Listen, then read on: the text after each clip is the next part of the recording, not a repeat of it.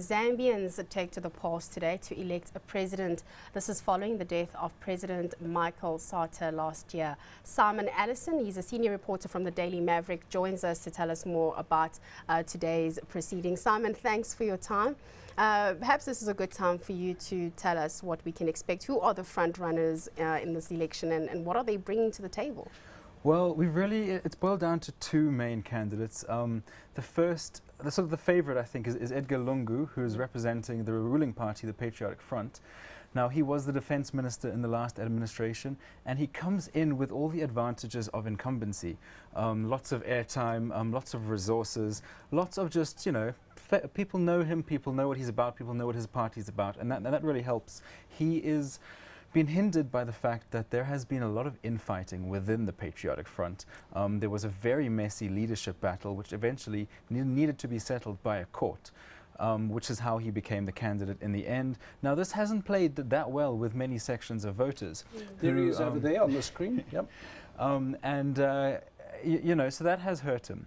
So we'll see. He's sort of developed a reputation as a man of the people, quite relatively softly spoken. His main challenger is a guy called Hakainde Hichilema. Yes. Now, Hichilema has been around for a while. He's contested several Zambian elections. He hasn't really done that well. He's sort of come third, fourth. But this time around, because of the problems within the ruling party, and there were also problems within the other main party, the Movement for Multi-Party Democracy, they're the ones that gave us former President Rupaya Banda.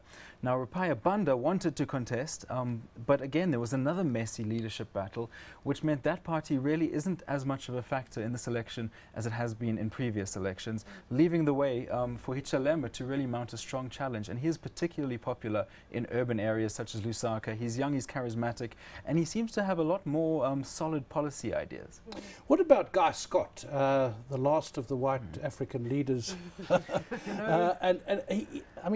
a bit eccentric. He says some strange things, but he does seem to have a certain political toughness.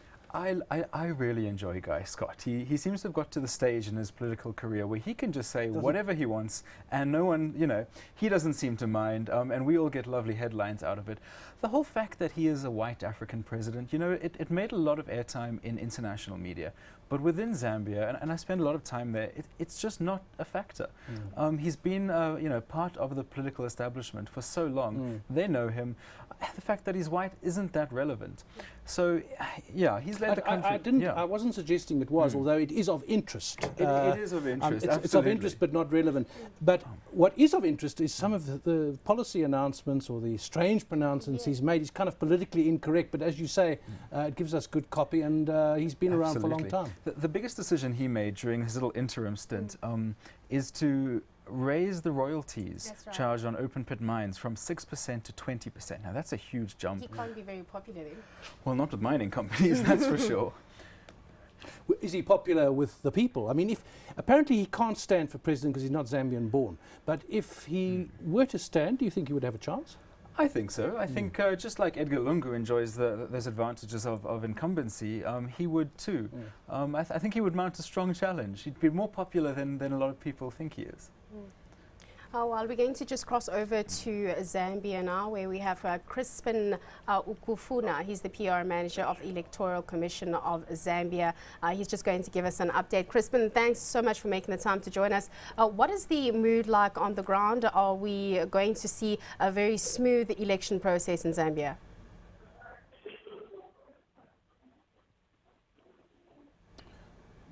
Well, it seems as though I may have lost Crispin, but we will try and get in touch with him again. Simon, I don't know if you're able to touch on this. So you have mentioned that you've been to Zambia. Elections in the past, have they been, fairly well conducted? Of course, it's a presidential election only. It's not constituencies and parliament and so on. Yes. I mean, we have to remember that this election is only happening because the former President Michael Sata died while in office. So this is a special emergency election, and whoever wins this election only gets the next 18 months or so, because the election schedule resumes as normal. So really, what this is all about is positioning the political parties for the elections in 2016.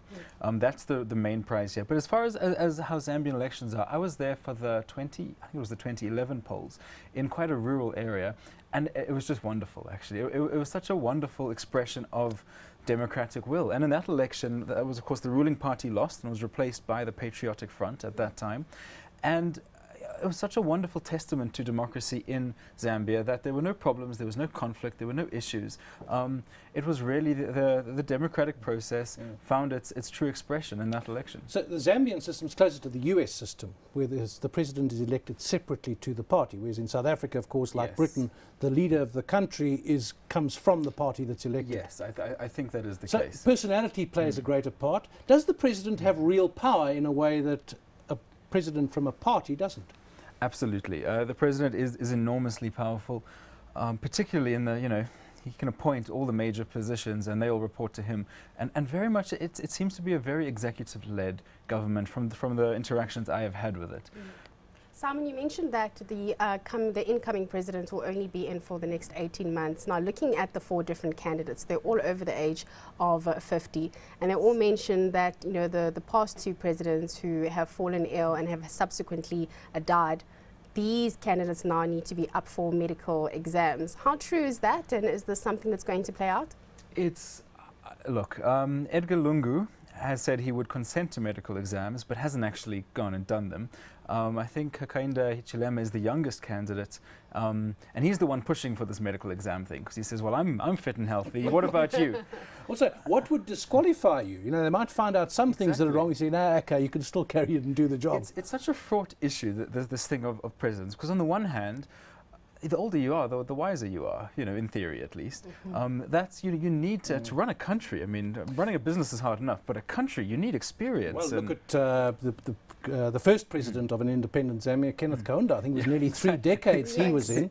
And they say politics is the old man's job, although in African countries they've taken pretty far. It's a little bit too old, perhaps. I mean, in Britain and Europe, there have been some very old politicians. Churchill had a stroke and they had to pretend that he was still capable when he was still Prime Minister. Exactly. In his 80s. We've seen that a few times in recent years in African countries. Wheel the guy out. Exactly. Look, what frustrates me the most about I don't have a problem with getting old in office or getting sick in office. It's a fact of life. It's going to happen. But when you do get sick as an African president, don't go rush off to Europe or the Gulf for medical treatment, or Singapore, as Robert Mugabe does. Surely it's your responsibility to have created a medical system that can at least take care of you. So maybe what the presidential candidates should do, instead of saying, yes, I'll do a medical test, say, if I do get sick, I'll go to hospital here. And surely that's an incentive to get the medical system right. Yeah, get the right health care. Simon, in your opinion, looking at the 4 candidates, and I know you've highlighted 2 very strong ones, but what do they need to bring to the table that will win the hearts of Zambians? I mean, you've spoken about the mining royalty taxes on mining companies here, but what else are Zambians wanting to see in terms of economic growth, inclusive economic growth? Yeah, I do think the economy is at the crux of this election. It certainly was at the last election, 2011. Michael Sata campaigned on a wonderful slogan, which was more money in your pocket within 3 months. Did he deliver on that promise? Not so much, but he did raise the minimum wage significantly. I think it was by something like 40%, which was a huge burden for businesses, but they have all complied, I believe. Now, what the new people, whoever comes in now, I think has an exceptionally hard job, because they have 18 months or so to get the economy right in a global world where copper prices are declining. And of course, we know that Zambia is hugely reliant on that. We'll have to end it there. I mean, it reminds me, when I was in Zambia, a lot of the fresh produce comes from South Africa still. They need to grow more stuff for themselves there. That's just one example. Thanks to Simon Allison from the Daily Maverick.